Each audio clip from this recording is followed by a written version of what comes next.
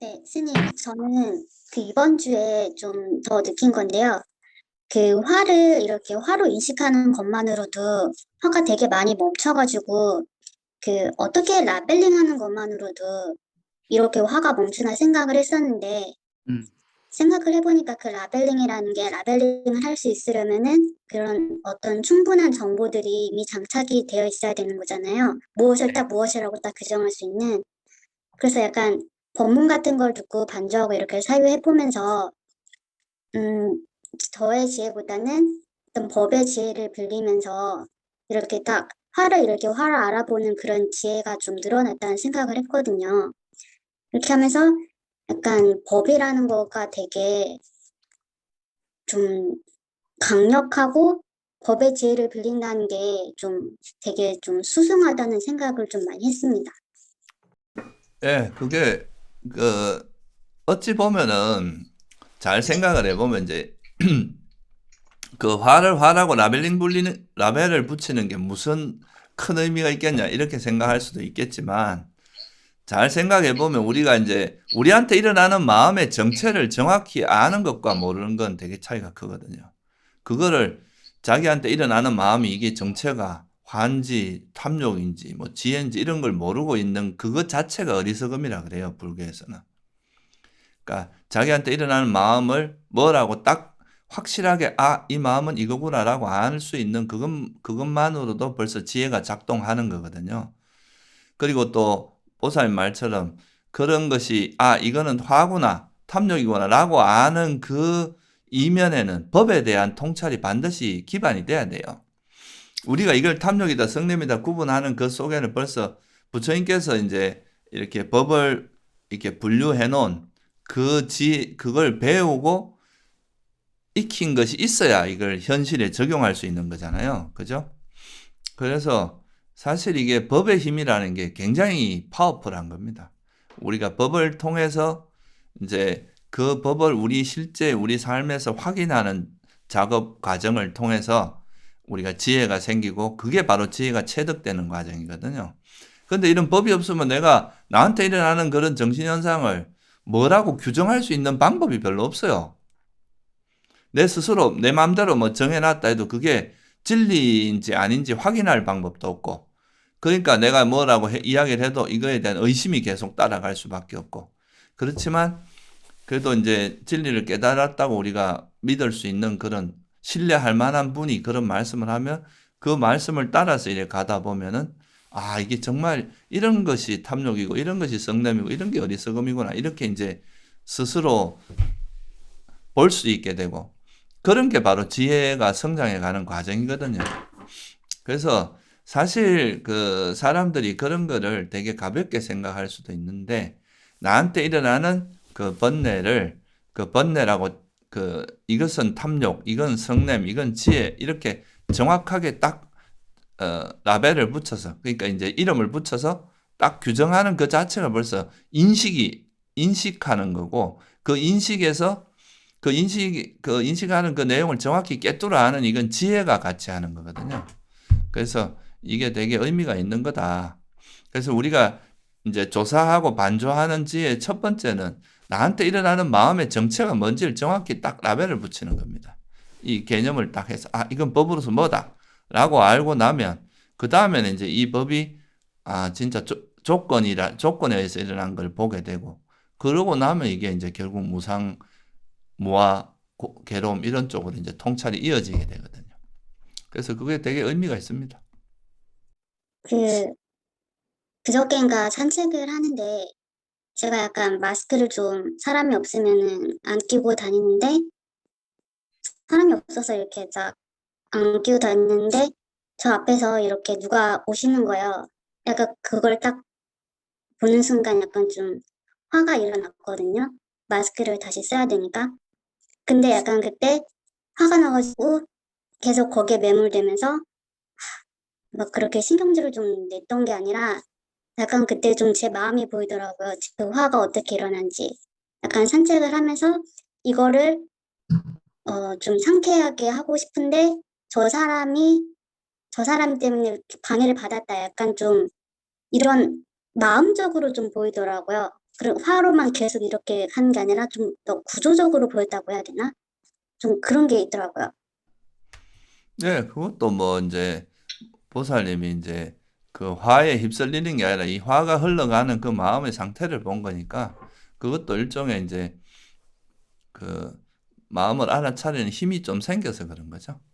그러니까 그 마음에 일어나는 탐욕이나 성냄 이런 번뇌에 휩쓸리지 않고 그거를 객관화해서 보는 힘이 생기니까 아 이게 그냥 이런 내 마음에서 이런 번뇌들이 이렇게 흘러가고 이 흘러가는 게 저 대상이 이제 그 대상으로 인해서 나한테 이런 번뇌가 일어났다는 이런 그 상황 자체를 정확히 보게 된 거잖아요. 그 대상의 문제가 아니라 사실 그거는 보살님이 원하는 내가 이 상태를 그대로 유지하고 싶은 욕망이 있는데 다른 뭔가 대상이 들어와서 그걸 방해하니까 화가 난 거거든요. 그러니까 이제 그런 거를 그런 구조를 보게 되면 내가 화내는 게 되게 우스워지는 거지. 그러면 이제 화도 안 내게 되고. 예. 잘 하셨습니다. 그 처음에는 욕망 때문에 화가 일어난다는 그 말을 좀 잘 이해를 못했었거든요. 그런데 그 욕망이라는 게 되게 아주 크고 뭐 그런 거친 형태의 무슨 그런 욕망만이 아니라 약간 자기가 좀 고집하는 그런 되게 미세한 생각까지도 좀 포함을 하는 걸까요? 그렇죠. 그러니까 내가 어떤 원하는 상황, 원하는 생각, 원하는 조건, 환경 이런 것들을 계속 거머쥐고 이 상태가 유지되길 바라 이런 것도 다 욕망의 형태예요. 예를 들어서 내가 혼자 조용히 산책을 하고 싶은데 갑자기 누가 딱 나타나면 이 내가 조용히 산책하고 싶은 이 상황, 내가 요런 평화롭고 고요한 요 상황을 집착하고 약간은 욕심을 내고 있었는데 그거를 방해하는 대상이 나타나면 그거에 대해서 불만이 생기는 거죠. 왜 저 사람이 나타나서 나의 고요함을 방해해? 이렇게 되는. 사실 그 사람도 거기 올 수 있는 권리가 다 있는 건데. 근데 이제 단지 내 입장에서는 내가 집착하는 게 있으니까, 욕망이 있으니까 그거에 대해 불만족이 생기는 거죠. 이런 일이 우리 삶에서 끊임없이 일어납니다. 그러니까 내가 원하는 것이 있을 때 그 원하는 것이 충족되지 않고 그것과 다른 상황으로 이제 주변이 변하면 거기에 대해서 성질이 나는 거죠. 왜 내가 원하는 대로 안 돼? 이러면서. 그게 일반적으로 그래서 모든 그 화의 이면에는 다 그 화를 욕망이 있다. 그 욕망이라는 것과 화는 항상 그 작용 반작용 같은 거다. 이렇게 이해하시는 게 좋아요. 그러니까 화에도 그 되게 다양한 형태의 화들이 있는 것처럼 욕망에도 되게 미세한 것부터 거친 것부터 좀 되게 다양한 형태들이 존재하는 거네요. 그렇죠. 그러니까 그걸 잘 생각해 보시면 우리가 이제 그 화라는 거나 화나 탐욕이라는 것을 부처님께서 어떻게 설하셨는지를 보면 되게 이제 좀 이해될 수 있는데 그러니까 어떻게 보면 대상에 집착하는 형태로 나타나는 모든 마음 현상을 다 탐욕으로 규정을 한 거거든요. 그러면 그 내가 좋아하는 대상이 사람일 수도 있고 환경일 수도 있고 어떤 조건일 수도 요 주변의 여건일 수도 있고 날씨 일 수도 있고 뭐 좋은 음악일 수도 있고 되게 다양한 상황들이 있을 거 아니에요. 대상들이 그죠? 그런 거 그런 거에 집착하는 형태는 다 탐욕으로 보는 거죠.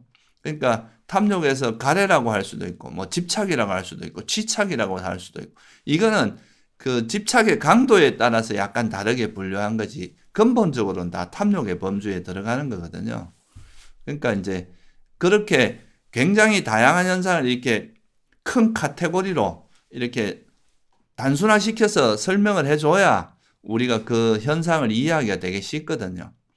그래서 이제 탐욕도 그런 거라서 탐욕도 그러니까 굉장히 바운더리가 스펙트럼이 넓은 거죠. 아주 이제 집착의 강도에 따라서도 다를 수 있고 집착이 아주 가벼울고 집착이 아주 강한 집착도 그런 거에 따라서 심천의 차이도 있고 또 대상에 따라서도 굉장히 다를 수 있죠. 물건에 대해서 집착하는 거, 뭐 물건 중에서도 뭐 스마트폰에 집착하는 거, 뭐 또 무슨 남자들은 무슨 기기 같은 거 이런 거에 또 집착하거든요. 그런 거에 대한 거라든가 또 뭐 돈에 대해서 집착, 명예에 대해 되게 다양한 형태의 또 집착이 있을 거 아니에요. 그러니까 이 집착이라고 탐욕이라고 하는 이거의 그 바운더리가 굉장히 베리에이션이 굉장히 다양하고 폭넓고 깊이도 차이가 있다 이렇게 이해할 수 있습니다. 그러니까 화를 이렇게 화로 경계해가지고 알아차려서 이렇게 휩쓸려가지 않는 것처럼 탐욕도 그 좋아함의 단계에서부터 계속 좋아하니까 계속 그것의 좋은 면만 보면서 계속 취하려고 하고 그렇게 하는 거, 그렇게 휩쓸려가지 않고 탐욕도 좀 초장에 좀 탐욕으로 알아보는 게 좀 중요한 것 같습니다.